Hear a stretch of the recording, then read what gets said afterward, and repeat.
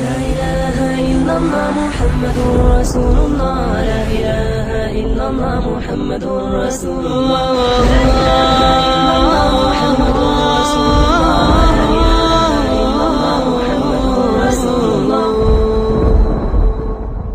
آسمان دارالعلوم کے چمکتے ستاروں، جسمانی طاقت اور قوت میں اضافہ کرنے کے لیے انواع و اقسام کے کھیل کود اور ورزش الگ الگ ملکوں کے اعتبار سے رائج ہیں. جیسے چین، جاپان اور کوریا میں کراٹے اور کنفو بہت مقبول ہیں. ہندوستان میں بھی کشتی لڑنے کی ماہرانہ تربیت دے کر پہلوانوں کو تیار کیا جاتا ہے. اسی طرح یوگا کے ذریعے صحت کو بحال رکھنے کی کوشش کی جاتی ہے. مگر سن 2015 عیسوی میں جب حکومت ہند نے یوگا دیوس منعقد کرنے کی تیاری کی کہ ہر سال 21 جون کے دن کو یوگا دیوس اس عقیدے کے ساتھ منایا جائے گا کہ یوگا ہندوستان کی 125 کروڑ آبادی کا عمل ہے اور اس ملک کا کلچر ہے.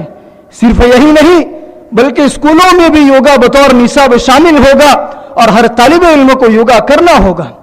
تبھی سے یوگا ایک اہم موضوع بن کر ابھر رہا ہے.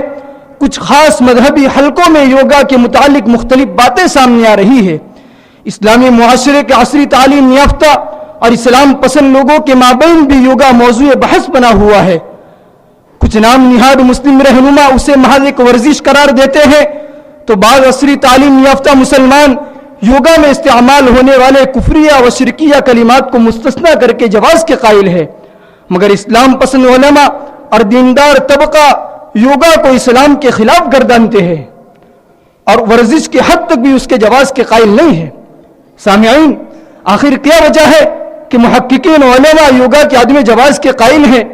کیا اسلام جسمانی قوت اور طاقت میں اضافہ کرنے کے لیے کھیل کود اور ورزش کی اجازت نہیں دیتا، یا کوئی اور وجہ ہے جس کی بنا پر محققین علماء یوگا کے عدم جواز کے قائل ہے؟ میں اسی بات کی وضاحت کرنے کے لیے دعوت سخن دیتا ہوں شعبہ صدیقی کے ایک ناقد خطیب اکرما چاٹاواڈی متعلم درجہ عربی ہفتم کو کہ موصوف تشریف لائے اور یوگا کی شرعی حیثیت کو بیان کرے. مقرر عظیم آتا ہے جانے لطف عمیم آتا ہے، مقرر عظیم آتا ہے جانے لطف عمیم آتا ہے، اہل محفل کو شادماں کرنے فکر و فن کا شمیم آتا ہے.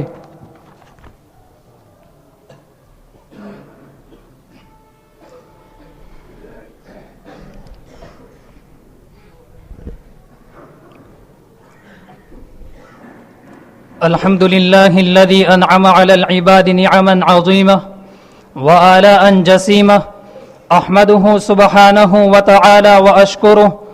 ثبت نفوس المؤمنين بالسكينة والطمأنينة، وأشهد أن لا إله إلا الله وحده لا شريك له، له الحمد في الأولى والآخرة وإليه معاد الخليقة. ونشهد أن سيدنا ونبينا وشفيعنا وحبيبنا ومولانا محمدا عبده ورسوله صلى الله تعالى عليه وعلى آله وصحبه وبارك وسلم تسليما كثيرا كثيرا.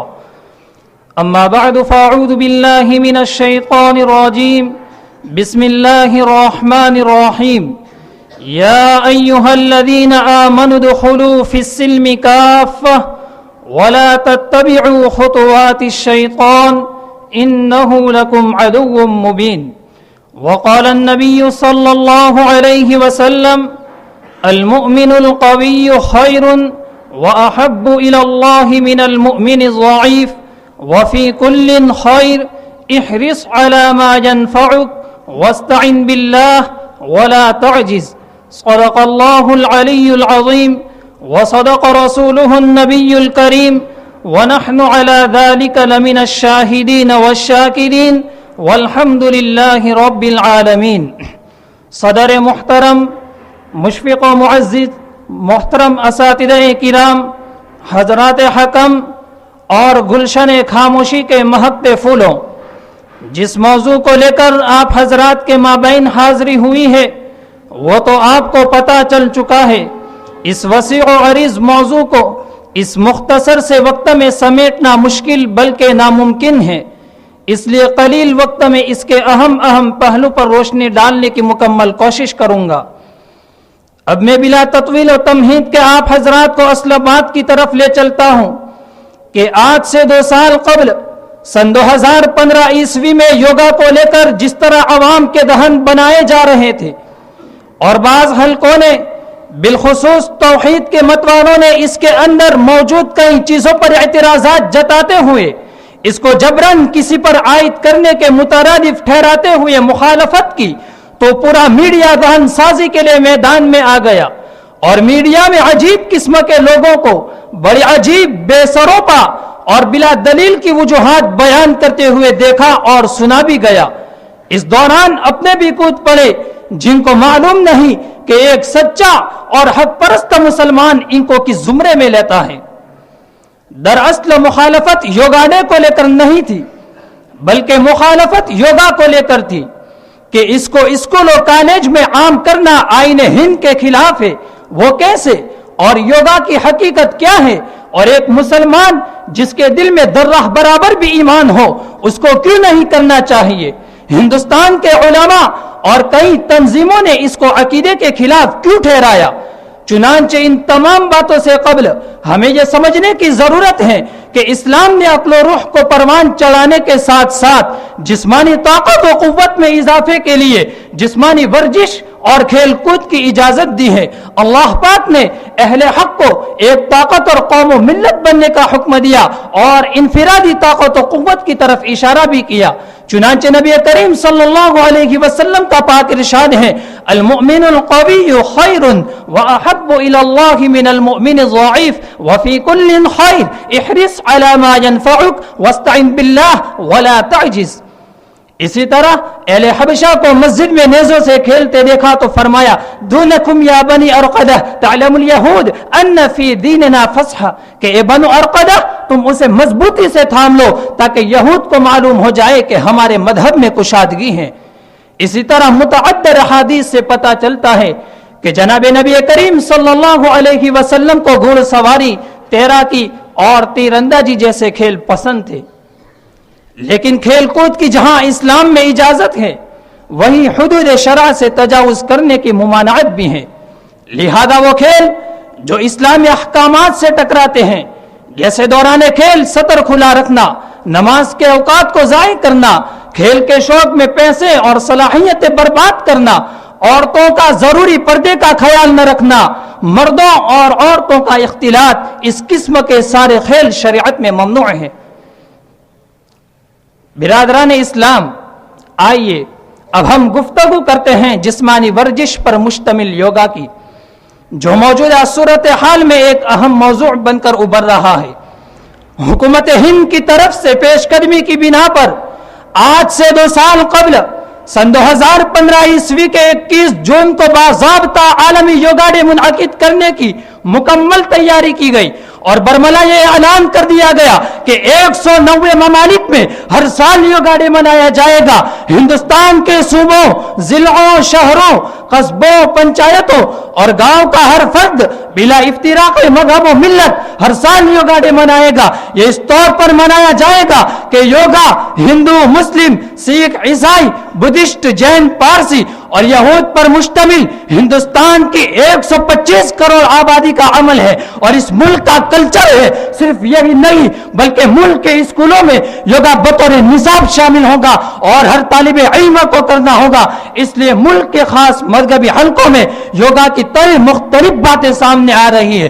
कभी योगा को मजहब से जोड़कर देखा जा रहा है तो कभी सिर्फ एक जिस्मानी वर्जिश की हद तक समझने की सलाह दी जाती है।